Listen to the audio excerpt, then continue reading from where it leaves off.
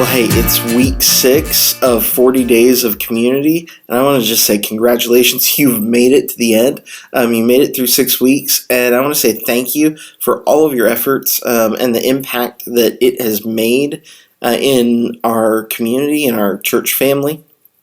As y'all are doing your community outreach projects and your ministry projects, starting to hear stories come back in of just the impact those are having on the lives of people in our county. Biggest one that several of you participated in was the tornado cleanup in the McMullen neighborhood, and I've heard that we're through your efforts, we were able to save our neighbors well over $20,000 worth of tree removal and cleanup, and that is a tremendous impact.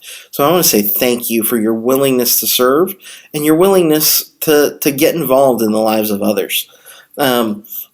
This week, I want to say, just a heads up, this last week is about worshiping together. And specifically, we're talking about worshiping through generosity. The word give is used so many times. And if you think about it, giving is really at the core of worship.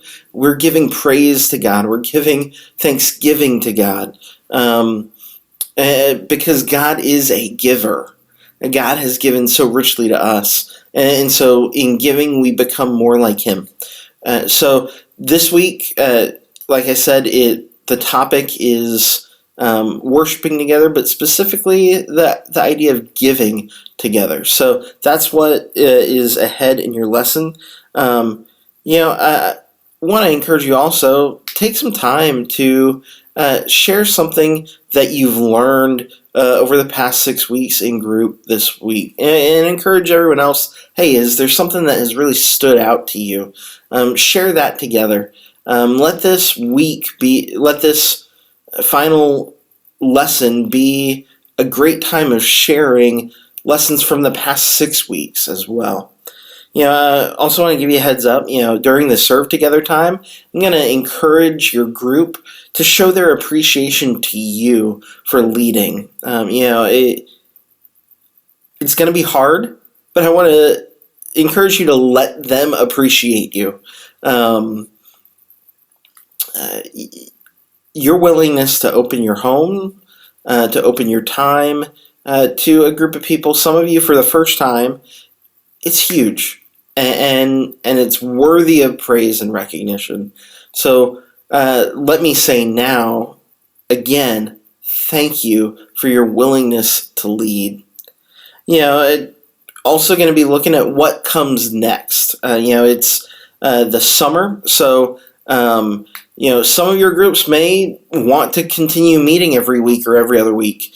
And if you're looking for something to study, there are a lot of good resources on Right Now Media, a lot of good short and medium length video Bible studies.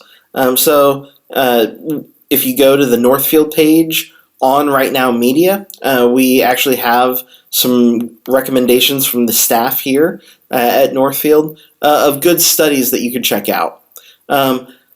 But since it is summer, and the reality is we all know how summer goes with vacations and kids' sporting events and things, it can be hard to get everyone together every week.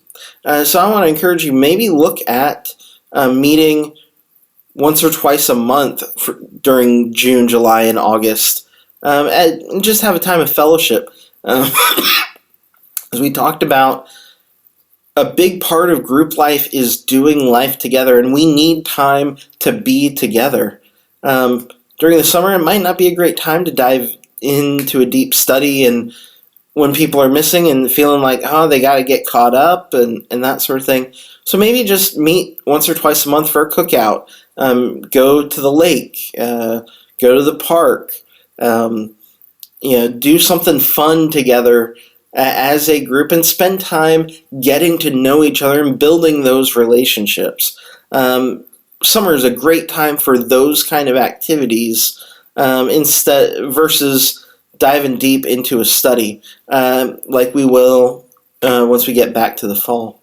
Want to share just a little bit of where we're headed for our group leaders, we're looking at potentially doing a group leader training event in July. So be on the lookout for more details about that. And also excited to be sharing kind of this exciting direction we're headed. You've heard Tom talk about it the past couple of weeks on Sunday morning about the difference between a Christian and a disciple being someone who's following after Jesus and doing whatever the Master says. So, you're going to see that really come into play more as we look at groups in the fall. There's going to be a much greater emphasis on relational disciple making instead of content delivery or anything like that maybe has been a focus in the past, because we believe that disciples are made by modeling, not made by instruction. There is definitely a content component to it, but far more important is doing life together and demonstrating, modeling to others what it looks like to follow Jesus. So that's what's coming this fall. And like I said, looking at doing a leader training in July. So keep your eyes out for that information. I look forward to hearing back from all of you. And I also would say I want to meet with all of you.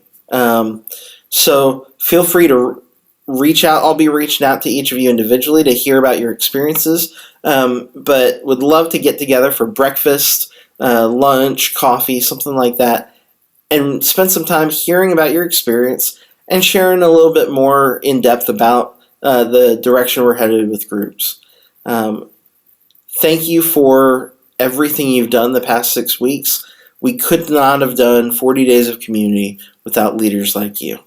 I hope you have a great last week, and I encourage you, maybe meet a 7th week and just have a time of fellowship and celebration of the completion of the study. I hope you have a great week, and I'll see you Sunday.